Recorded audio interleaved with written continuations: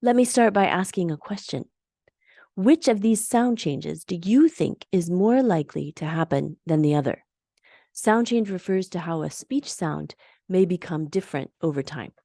So S becomes H or H becomes S. Which one is more likely? If you think S becomes H is more likely, please raise your hand. Or if you think H becomes S is more likely, please raise your hand. Okay, can't fool you guys. Yes, S becomes H reflects a type of common sound change called debuccalization. That was too easy.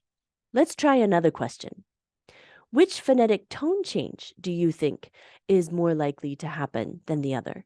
So by phonetic tone change, I mean a change over time in the pitch height and or contour of a toneme, a contrastive tone category. In other words, how a tone changes its phonetic shape over time. And if you think they're both equally likely, you can vote for both. So what do you think? Rising becomes rising falling. If you think this is more likely to happen than the other change, please raise your hand. Or rising falling becoming rising. If you think this is more likely to happen, please raise your hand. Okay, I'm seeing quite a mix of responses and some hesitation.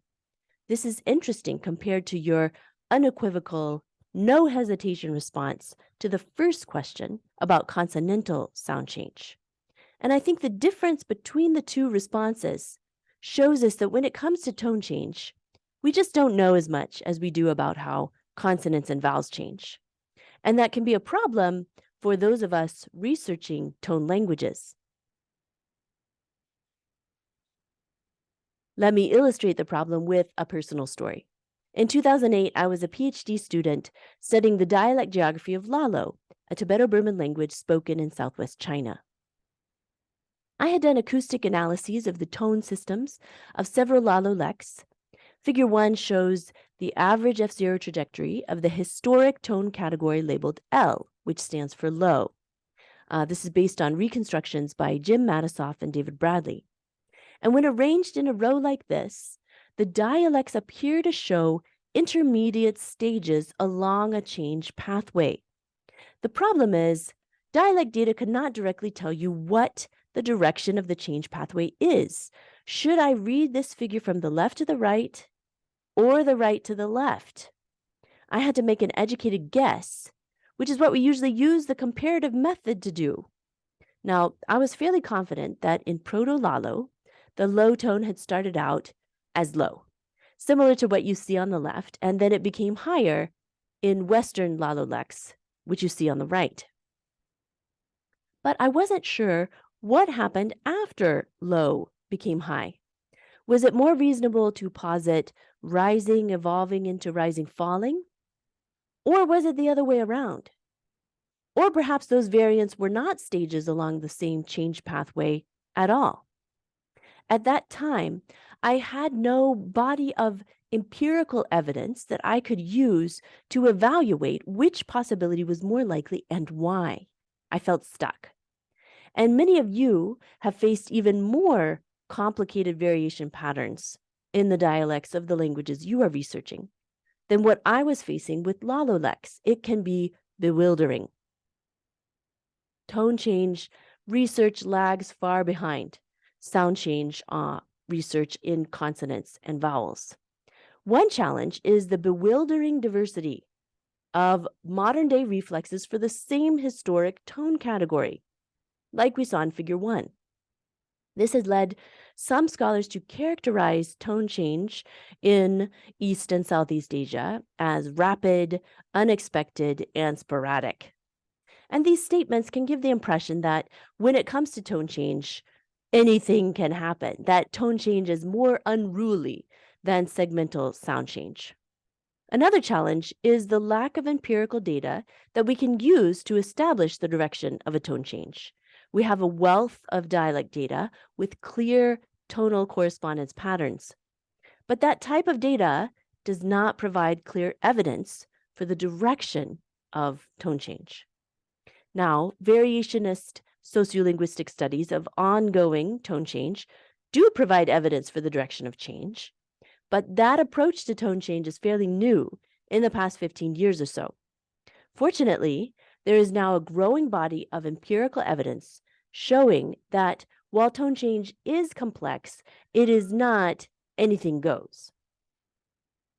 In fact, I want to argue today that tone change is not so different from segmental sound change. They are similar in three important ways, which I will address in this talk. Number one, common tone changes show strong directionality. They tend to happen in one direction, but not the other. Note that many common segmental changes, like debuccalization, also show strong directionality because they develop out of common synchronic variation patterns. That brings us to point number two. Common tone changes parallel common synchronic tone variation patterns. We'll look at two case studies that illustrate this point: Lahuna, a Tibeto-Burman language, and Beijing Mandarin, a Sinitic language. Finally, I look at retiming in tone change.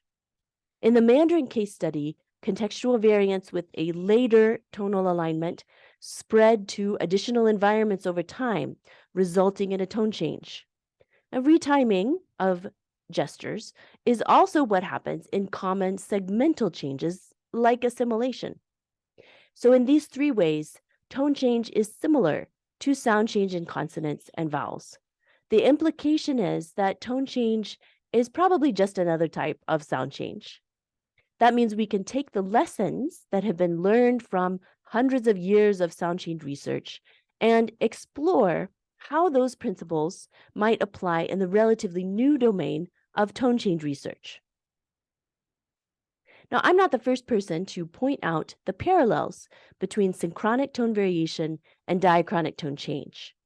To return briefly to my rather sad PhD story, there is a happy ending because one morning I read Ajahn Zhou's 2007 paper, Directionality of Tone Change. And in this paper, Ajahn Zhou proposed tone change mechanisms grounded in the synchronic variation that is commonly seen in tone languages. He then compared the predictions of those mechanisms to actual changes that happened in Bangkok Thai during the 20th century and found that the mechanisms successfully predicted the changes. Now, this was an exciting revelation for me because if those articulatory and cognitive mechanisms worked for Bangkok Thai, they could apply to other languages like Lalo. So Ajahn Zhou's phonetically grounded tone change model helped me identify which pathway of change had a phonetic basis, and that is rising, falling, becoming rising. Is that what you guessed? Now, this is due to peak sliding to the right and onset lowering of a high tone. So let's move on to point number one. Common tone changes show strong directionality. And this is a claim based on empirical findings from two cross-linguistic surveys of ongoing or recently completed tone changes. First, a few years ago, Ishu and I did a survey with a sample of 52 tone change studies from Sino-Tibetan, Kra-Dai, and Hmong-Mien language families. Now, the review only included apparent time studies where generational differences possibly reflect ongoing tone change, and real-time trend studies where a tone system is compared across different time periods. We did not include phonetic variation studies or dialect variation studies because those types of studies do not provide direct evidence for the direction of a change. Then as a follow-up, more recently, I and my co-authors, Ajahn Zhou and James Kirby, did a smaller scale survey looking just at tone change shifts. So in total, the two surveys report over 100 instances of ongoing or recent tone change, not a huge sample and not genealogically balanced, but there's enough there to reveal some interesting asymmetries in frequency of occurrence. Certain tone changes were reported a lot more than others. I'm going to show you two of those. The first one is F0 onset raising in low tones. So F0 onset refers to the F0 value at the beginning of the sonorous portion of the rhyme. And this animation is based on the ongoing change to Lahuna low level tone, which we'll look at more closely in the case study. When the onset is raised more than the rest of the trajectory is raised, this can lead to a change in contour. For example, the animation begins with a low level contour, but by the end of the animation, it has become more like a falling contour. You'll also notice, though, in part of the animation, the entire trajectory raises at the same time as the onset. So raising in low tones doesn't have to be limited to the onset, but when it is, it'll probably result in a change to the tonal contour. Many studies report onset raising in low tones. The ones listed here supplied acoustic evidence to support their claim. In contrast, onset lowering in low or mid-tones is not reported in any acoustic study of tone change. So we're seeing a strong asymmetry in what changes are getting reported. The second change that appears almost unidirectional is valley sliding and contour reduction, and this affects low rising and low falling rising tones. Now, this animation depicts the change in Beijing Mandarin tone 3, which we'll look at more closely in a minute. Valley refers to the F0 minimum.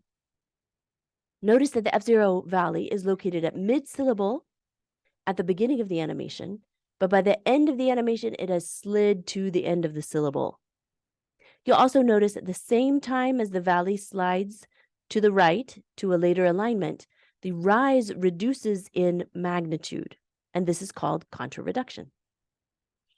Again, there is a lopsidedness in the reported frequency of occurrence. Many studies report valley sliding to the right and contour reduction in low rising and low falling rising tones. None report valley sliding to the left or contour increase. Now, contour increase does happen, by the way. It's just that it affects mid-falling and mid-rising tones. But we don't have time to talk about that right now. You can ask me about that later. The implication of the survey results is that certain tone changes show very strong directionality trends. Moving on to point number 2, why did the changes I just showed you have such strong directionality?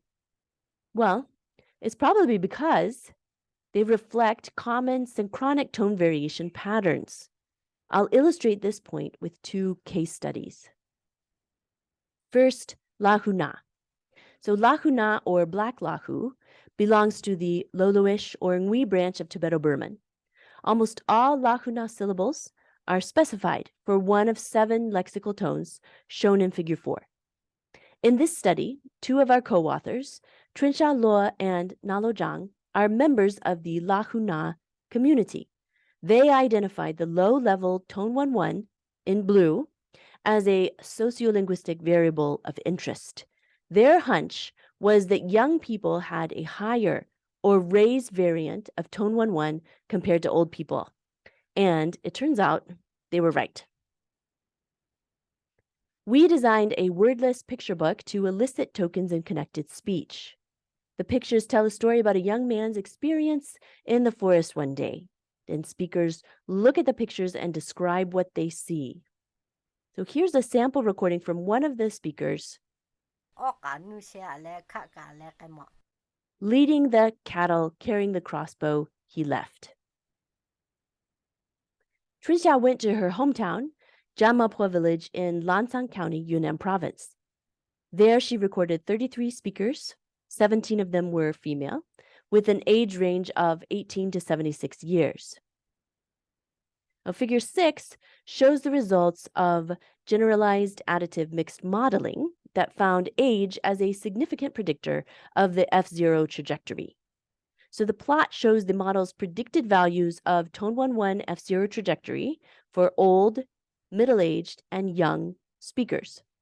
Notice how the purple band for the young speaker is higher and has a slightly falling contour compared to the low-level contour of the older speaker. And we interpreted these results as reflecting generational differences with a strong possibility that tone 1-1 is undergoing a change in progress. And that change is low onset raising. The question is, why low onset raising? Why this particular change? Why not offset raising, or why not onset lowering? Well, age turned out not to be the only significant predictor in the model. Preceding tone was also a significant predictor. So let's look at how tone 1-1 varies in different preceding environments. So each box in figure 7 shows a sequence of 2 syllables, a preceding tone in gray, followed by tone 1-1 in orange. And this is aggregated over all the speakers. The first row shows what tone 1-1 looks like after silence and after low tones. So if you look at the orange line in the first row, yep, that looks like a low-level tone, all right. But compare tone 1-1 in the first row to tone 1-1 in the second row. So the second row shows what tone 1-1 looks like after tones with mid and high offsets. Notice the raised onset. So a preceding mid or high tone appears to carry over onto the next syllable, resulting in a raised tone 1-1 onset. This type of effect is called a carryover effect, and it's a very common type of tone variation found in many tone languages such as Thai, Mandarin, Northern Vietnamese, and more. Now, figure 8 shows how different age groups pronounce tone 1-1 in different preceding tonal environments. And this figure is really the heart of this case study. So let's take a moment to look at it closely. The different boxes are different age groups, with the oldest age groups on the left and the youngest on the right. The colors of the lines represent the preceding tone environment. So the red line is showing what tone 1-1 looks like after a tone with a high offset. The blue line is what it looks like after a mid offset, and the green line after a low offset. So look at the 2 oldest age groups on the left. Tone 1-1 with a preceding high, that's the red line, has a raised onset compared to low. And for those older speakers, F0 onset is predictable based solely on the preceding context. For the 41 to 55-year-old speakers, though, the raising effect is enhanced, it's much bigger, and the effect is now seen after both high and mid. Moving to the right, for the 26 to 40-year-old age group and for the youngest group of speakers, now we see a raised onset after high, mid, and low. Low? Why is there a raised onset after low? It cannot be due to preceding tonal context, which is also low. So what I think is happening is that the raised onset variant that was originally only found after high has spread to new environments outside of the original conditioning environment. In other words, its distribution has changed. And I suggest that that change in distribution constitutes a phonetic tone change. Now, at this point, you might be thinking, how do you establish that the generational differences reflect ongoing change and not simply an age effect? F0 mean is known to decrease with age in women. For men, the results are a bit mixed. Could a higher F0 onset in younger speakers actually be due to biological age? The fact that their bodies are younger. There are 2 reasons I think the generational difference is not due to biological age. Number 1, we converted the raw hertz to semitones relative to each speaker's F0 mean. And we do this normalization in order to be able to compare across speakers without worrying too much about the effect of biological sex or age on F0. We also looked at other tones in the Lacuna tone system. Because if higher F0 is simply a physiological effect, then younger speakers should also produce higher F0 trajectories for non-low tones, like the high-rising tone 4-5 pictured here. But that was not the case. As you can see in figure 9, younger speakers did not produce higher F0 trajectories than older speakers. So we concluded that the generational difference probably reflects an ongoing change to tone 1-1. Here's an animation of the generational differences as ongoing change over time. And what I want to highlight in this case study is that a contextual variant, the raised onset variant, has broken free from its original conditioning environment.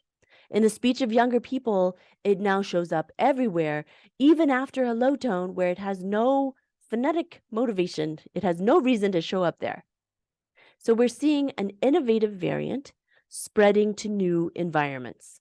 Well, that's a familiar scenario from segmental sound change. I mean, that is how a segmental sound change propagates. And now we're seeing the same process in tone change. Moving on to the second case study, Beijing Mandarin Tone 3. Let's start by going back in time 100 years. In 1922, the Chinese linguist and composer Yuanren Zhao was recorded on a phonograph demonstrating Standard Mandarin, which has phonetic tone values based on Beijing Mandarin. He was recorded modeling citation tones, disyllabic words, and monologues. So citation tone here refers to the tone variant in monosyllabic words in isolation, seen in figure 11. Here's an example recording of the 4 citation tones listed in the same order as figure 11. Yin, yang, sang, qu. Now remember, this was recorded in 1922, so the quality is not Yin, yang, sang, qu. The recordings are available at wikiversity.org. I and my research assistant, Alyssa Lowe, did an acoustic analysis of his citation and disyllabic words. We haven't analyzed the connected speech yet, so these findings are preliminary. But I think it's pretty clear that in 1922, there was positional variation for Mandarin Tone 3, the low falling rising tone. And this is not a surprising finding. Linguists have been describing this pattern of variation since Zhao first described it in 1922. So figure 12 shows tone 3 allitones in 1922. Let's listen to tone 3 in non-final position. So this is in this data, non-final position refers to the first syllable of a disyllabic sequence. So listen now for the first syllable. It's the word tu or dirt. But in non-final position, it's pronounced tu. 土山、土人、土路。 So it has a low falling contour in this position. And here's tone 3 in final position, which in this data set is the second syllable of a disyllabic sequence. So listen for the second syllable. It's the word jing, which means well. 多顶、齐顶、汉顶。 Jing. In final position, it has a low falling rising contour. And here's the citation form, which is also low falling rising. 土、顶。 So Zhao named the non-final allotone the half tone 3 because it only has the fall. So what happened to the last half of the contour, the rise? So Larry Hyman, in his chapter Universals of Tone Rules, 30 years later, he would identify this as a case of tonal absorption. So let me explain a little bit about tonal absorption. I'll be borrowing ideas from articulatory phonology, which conceptualizes tones as gestures. So according to Brauman and Goldstein, a gesture is a movement of an articulator that unfolds over time during the speech production process. There are, of course, other ways of representing tone, such as an autosegment. But I've chosen gesture because this approach foregrounds the fine-grained details of speech timing, which I think is key to understanding tone variation and change. So tone 1 in Mandarin, a high-level tone, has been analyzed as a high F0 gesture across the syllable. And the full tone 3, that low falling rising contour, as a sequence of low followed by high. Now, the beginning of a tone gesture is thought to be timed to or coupled with syllable initial, consonant, and vowel. And we don't have time to talk about the specifics of that. For our purposes, it's important to know that the high gesture of tone 1 starts in phase or in tandem with the syllable initial, consonant, and vowel. So now imagine in connected speech, a sequence of syllables like tone 3 on syllable 1, followed by tone 1 on syllable 2. So figure 14 is the tone plot of that sequence of syllables from the 1922 data. So if you look at syllable 1, you can see an F0 turning point where the tone 3 high gesture has just started, but is nowhere near reaching its target when syllable 2 begins. Now, when syllable 2 begins, the high tone gesture of tone 1 starts in tandem with the syllable initial consonant and vowel of syllable 2. And because the gesture of tone 1 is also high, the high gesture of tone 3 is not recoverable in that context. It effectively has been absorbed. That's why it's called tonal absorption. Notice that tonal absorption generates a contextual variant with a new timing relationship between F0 movement, the turning point, and its host syllable. Namely, now F0 valley occurs at the end of the syllable in this context, rather than at midpoint like it does in citation or final position. Okay, you might say, that's a reasonable explanation of allotonic variation in 1922. Where's the tone change? Now let's look at how tone 3 changes in final position, where you do not expect tonal absorption to happen, because there's no following tone in final position. So here is tone 3 final position in a disyllabic word in 1968. F0 valley is still located at midpoint.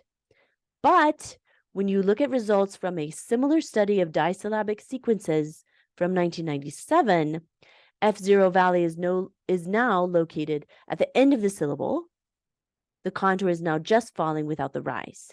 And remember, this is final position, where there's no following high tone to absorb the high gesture of tone 3. And we can fast forward to more recent studies. Figure 17 shows tone 3 allotones from studies in 2018 and 2020. So the 2018 results match the 1997 study. In final position, F0 valley is now located at the end of the syllable, not at midpoint, like it was in 1922. And the change appears to be ongoing even now. So tone 3 in final position shows generational differences. Duan 2020 recorded a group of middle-aged speakers and a group of young speakers in phrase final position and found that low fall was produced more frequently by younger speakers in orange than by middle-aged speakers in blue. And this result implies that the change from low fall rise to low fall in final position is still ongoing, but the direction of the change is clear. To summarize what's happening to tone 3, let's line up each environment and compare the early 20th century version to the early 21st century version. The low falling allotone has broken free from its original phonetic environment, non-final position, and now shows up in an additional position, final position.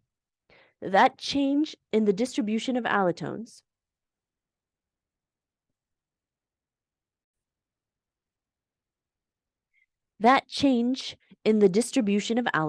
is a phonetic tone change. This is similar to what we saw in the Lahuna raised onset variant that spread to more environments. So what I want to point out here is that the low falling allotone that we now see in final position in the 21st century, it didn't just come out of nowhere. It came from contextual variant from previous decades. Synchronic variants are the seeds of diachronic change. This is a commonly accepted idea in segmental change, and we're seeing it reflected here in tone change. In the last part of this presentation, I'm going to look at tonal alignment, which refers to the relative timing between F0 movement of a tone and the segmental string. As you're all aware, what goes on down here in the larynx and what goes on up here in the upper vocal tract has to happen synchronously. It's happening in time. So they need to be coordinated in some way. I want to compare retiming in segmental change with retiming of tonal alignment. So an important trend in segmental sound change is that retiming is often in an anticipatory or leftwards direction to an earlier timing. Oral articulators have a tendency to initiate before the preceding gesture is finished. Joan Bybee would tell us that speech is a highly practiced neuromotor activity, and in any highly practiced routine, you develop the ability to anticipate the next movement. Here's a classic example: vowel nasalization before a nasal consonant. Often, the velum lowering gesture doesn't wait for the vowel gesture to finish. It goes ahead and lowers. This results in gesture overlap with a vowel, which results in vowel nasalization. This can happen over time. What can happen over time is the velum lowering gesture gets retimed so that it begins and ends at the same time as the vowel gesture. Now, there's no more nasal consonant on its own. Now you just have a nasalized vowel. Many common segmental changes are the result of anticipatory gesture overlap, leading to a gesture's retiming to the left. Think about palatalization, nasal place assimilation, etc. These are all cases where an oral gesture initiated early. Now, for years, I thought, that's an interesting difference between tone change and segmental change, because tone retiming is usually rightwards to a later alignment. Like valley sliding of Mandarin tone 3, it's almost never leftwards.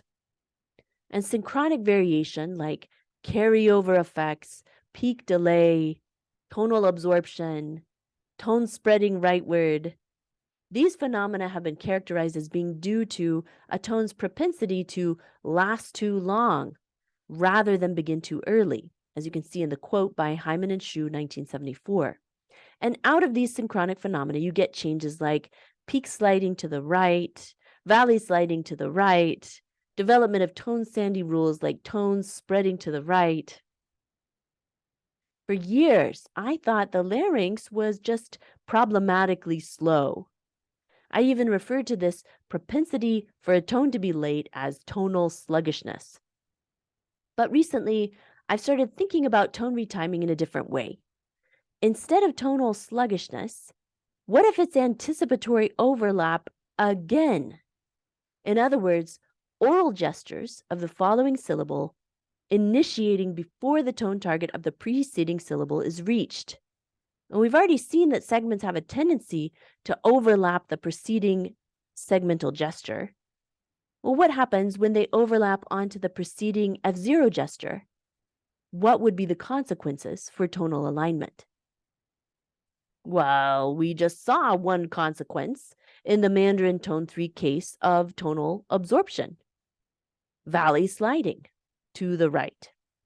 I'm suggesting the underlying cause of tonal absorption is an oral gesture anticipating its timing in relation to an F0 gesture. So syllable 2 initiates before tone 3's high target is reached. Then the high tone gesture of tone 1 starts in phase with syllable 2 and absorbs tone 3 high gesture. Notice that the result of tonal absorption is a variant, a contextual variant with a late F0 valley occurring at the end of the syllable. Then what happened over time is that late F0 valley variant has now spread to final position. So valley sliding and contra reduction in Mandarin tone 3 in final position. All this because some oral gestures didn't want to wait for tone 3 to finish. I sometimes like to imagine a conversation between the larynx and the upper vocal tract articulators, like the tongue and the lips. The larynx might complain, "Hey, you guys, I'm up against the physical limits of speed of pitch change, the physical limits of what this body can do. Would you guys give me a break? Just make your vowel a little longer, then I won't be absorbed in the next syllable." But then an oral articulator, probably the tongue, answers, "Sorry, not sorry. We're going to go ahead and initiate the next gesture now. We do this to other oral articulators all the time. Why shouldn't we do it to you too?" Typical. The take-home message is tone change is similar to segmental change in 3 important ways. Common tone changes show strong directionality. This directionality reflects asymmetrical tendencies in synchronic variation. And 3, retimed variance spread to new environments resulting in tone change.